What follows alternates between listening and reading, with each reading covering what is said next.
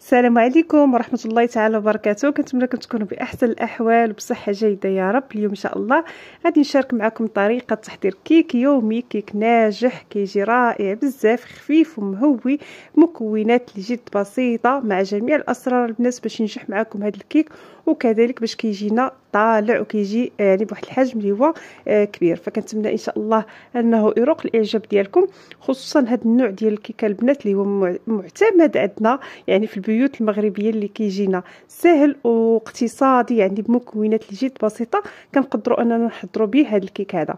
فهنا خديت واحد الاناء، درت واحد الرشيشه ديال الملحه، وضفت عليهم 4 ديال البيضات اللي تيكونوا من الحجم المتوسط. هنا غادي نزيد واحد 2 ديال الاكياس ديال الفاني باش كنحيدو ديك الزفوره ديال البيض، وغادي نزيد كاس كبير ديال السكر. بالنسبه للعباره البنات ديال الكاس، هنا استعملوا الكاس ديال العنبه، هذا كيف ما كتشاهدوا معايا غادي نعبروا به كاس ونصف. انا استعملت كاس كبير ديال العصير اولا ديال الماء.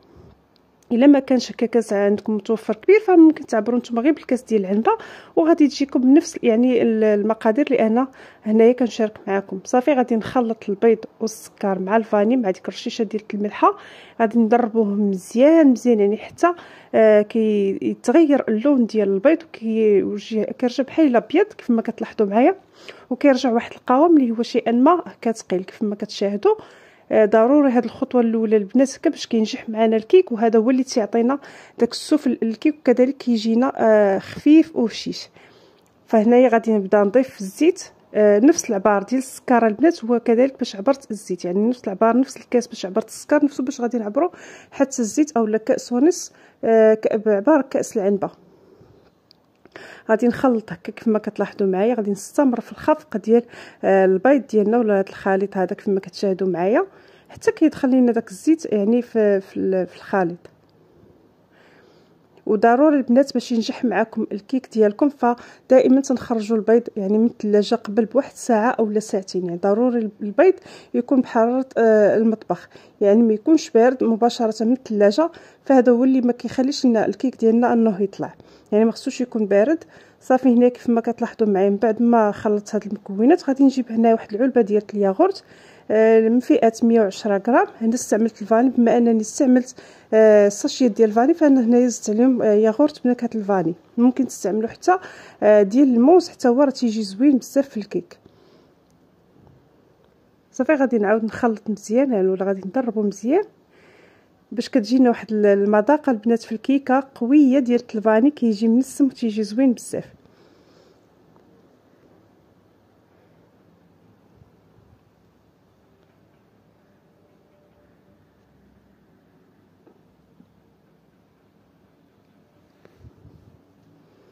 صافي هنا غادي نبدا نضيف الدقيق من بعد ما مزجت المكونات كاملين مع بعض ويعني ضربتهم مزيان. فهنا غادي نجيب الدقيق، ضروري تغربلوه يعني المره وجوج البنات باش هكايا كيجينا الدقيق يعني كيجينا الكيك اللي هو خفيف بزاف البنات، يعني ما كيجيناش كيك ولا ملي كناكلوه ما كنحسوش به ثقيل، فضروري تغربلوا الدقيق. هنايا غادي نعاود ندرب. بالنسبه للكميه ديال الدقيق فانا استعملت 3 الكيسان وربع ديال الدقيق، كاس البنات عبروا ديال العنبه، فغندير 3 الكيسان وربع ديال الدقيق. ودائما نوعيه الدقيق راه كتختلف الاخرى، يعني ما كيكونش يعني كاين الدقيق اللي تيشرب وكاين الدقيق اللي العكس. المهم انا بالنسبه ليا يعني دائما تستعملوا النوعيه ديال الدقيق الجيده. فغادي نحاول هكا نخلطهم، يعني غير انا ما مجهداش شويه بزاف باش ما كيطلعش هنا ديك الغبره ديال الدقيق. كنبدا نخلط غير شويه بشويه في الاول حتى كندخل داك الدقيق كامل في الخليط، ومن بعد تندربها مزيان. الا حسيتوا هكا بالقوام ديال الكيك جاكم شويه ثقيل، ممكن كتخفوه بواحد 2 معالق ديال الماء اولا الحليب. المهم كيف ما لاحظتوا معايا انا هذا هو القوام اللي بغيت نحصل عليه في الخليط ديال الكيك ديالي. هنا غادي نزيد عليهم الخميره ديال الحلوى، هنا استعملت 3 ديال الاكياس، كل كيس فيه 8 غرام، وغادي نعاود حتى هما نغربلهم هكا باش ما يشكلوش لي دوك الكتل ولا دوك الحبيبات في الخليط ديال الكيك.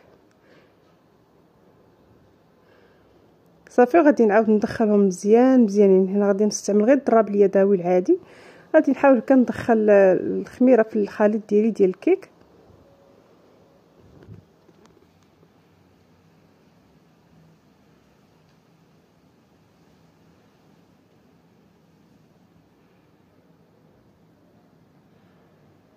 وغادي نضربو مزيان مزيان باش كندخلو ديك الخميره في الخليط ديالنا كيف ما كتلاحظوا معايا البنات.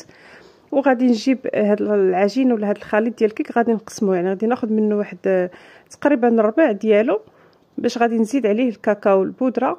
بالنسبه للكيكه البنات الا بغيتو تضيفوا ليه هكا الكاكاو فكتقسموا، يعني كتاخذوا غير ربع ديال الخليط، ممكن تحتفظوا بها هكا الا ما بغيتوش ديروا فيها حتى شي اضافه اخرى، يعني مباشره غادي تفرغوها في المول ديالكم. هنايا البنات كذلك اضافه ممكن تزيدوا حتى المكسرات يعني او الفواكه المجففه، حتى هما كيجيو زوينين بزاف في هذا الكيك هذا. ان شاء الله يعني في هكا في شي فيديو اخر نشاركهم معكم، حتى هما كيجيو رائعين بزاف. هنا غادي نزيد واحد 2 اكياس ديال البودره ديال الكاكاو المر، غادي نحاول حتى هما نغربلهم هكا باش كنتفادى دوك الكتل هكا يكونوا ليا في الخليط ديال العجين هكا ديال الكيك.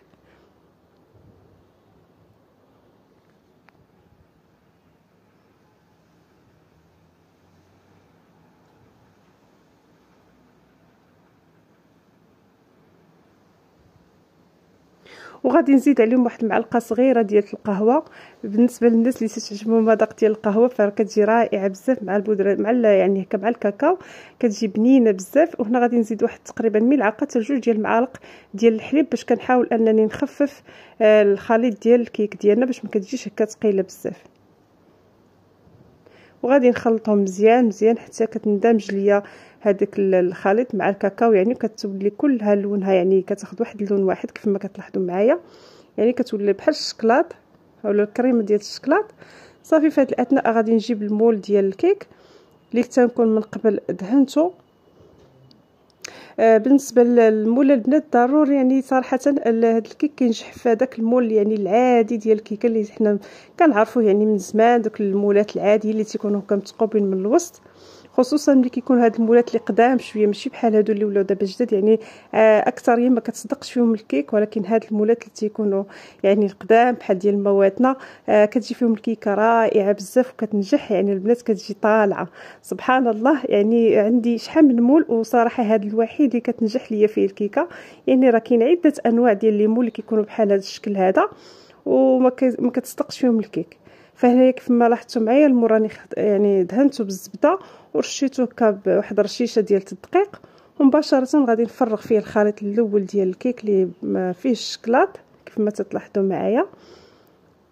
وفي هذه الاثناء البنات راني شعلت الفران كيسخن. بالنسبه لي انا دائما تنسخن الفران، عاده ندخل الكيك يعني ما كندخلش الكيكه والفران بارد، يعني كنشعلو حتى كنبغي نفرغ الخليط في المول عاده نشعل الفران. صافي غادي ناخذ هذاك الخليط الاخر اللي فيه الكاكاو والقهوه غادي نفرغوه كامل الفوق، غادي نحاول كنوزعها كامله على العجين ديالي بهذا الشكل هذا، يعني حتى غادي نفرغها كلها. وغادي نحاول قبل ما ندخل المول الفران غادي نخبطو مزيان يعني باش كنخرجوا داك الهواء ديال الخميره من العجين. فضروري البنات ودائما حتى ملي كتبغيو تفرغوا الخليط ديالكم كتحاولوا تهزوا يديكم للفوق وانتم كتفرغوه هكا باش كيخرج داك الهواء من الكيك. غادي ندخلها الفران اللي هو عادي، يعني ماشي ديال الضو ماشي ديال الفرفاره، الفران ديال الغاز عادي البنات. كتكون عافيه اللي هي مهيله كيف ما تتعرفوا. ودائما الكيكه ملي تدخلوها الفران ما تحلوش عليها حتى كدوز ديك 30 دقيقه باش كتاكدوا ان الكيك ديالكم طلع وما كينزلش. فضروري هاد الخطوات البنات. وكذلك باش الكيكه ديالكم تجيكم طالعه حاولوا ملي كتفرغوها هكا في المول ما تكبش هكا شي نقيطه من الجناب ديال المول، سواء هذا اللي تيكون في الوسط او لا في الجناب، باش ما كيحبش لينا الخليط ديال الكيك هكا باش يطلع. فدائما تحاولوا انكم ملي تفرغوه هكايا تفرغوا مباشره في الوسط. صافي هنا غادي ندخلها للفران حتى غادي طيب لي وغادي تذهب يعني وغتاخذ اللون ديال الكيك وغادي نخرجها. وكيف ما كتشوفوا معايا هنا الكيكه ديالي من بعد ما خرجتها من الفران كملاحظه البنات، انا بالنسبه لي الفران ملي كندخل الكيك ما كنشعلش عليه من الوجه، يعني العافيه كتكون غير من الاسفل وكتبقى حتى كطيب تماما، يعني كطيب كامله ما كتحتاجش انني نشعل عليها يعني العافيه من الوجه. يعني انا ما كنحلش عليها الفران نهائيا حتى كطيب تماما، تقريبا واحد 45 دقيقه راه الكيك ديالنا تيكون وجد. وهذا هو الشكل ديالها كيف ما تلاحظوا معايا، راه تجي ما شاء الله طالعه وتجينا واحد الكيكه اللي خفيفه وكتجي ناشفه من الداخل، يعني ما كتجيش ميدبه كيف ما تلاحظوا. ضروري غادي نقطعها معكم واخا انها راه باقا سخونه، يعني راه خليتهاش حتى بردات مباشره. هنا من بعد ما خرجتها قلبتها من المول وقطعتها معكم. بالنسبه للتزيين ممكن تزينوها هكا من الوجه، انا احتفظت يعني خليتها غير كيف ما هي. ممكن تدهنوها بشويه ديال المربى او العسل وديروا عليها الكوك او الكاوكاو ولا اللوز، المهم تيبقى تزيين حسب الاختيار ديالكم. وهذا هو الشكل ديالها من الداخل كيف ما تلاحظوا. الكيكه ديالنا كتجي خفيفه بزاف البنات، كتجي بحال القطن وكتجي ناشفه صراحه، كتجي لذيذه بزاف وناجحه كيف ما قلت لكم، يعني غادي تحضروها بعينيكم مغمضين. كنتمنى تعجبكم وتجربوها، وكنقول لكم بالصحه والراحه.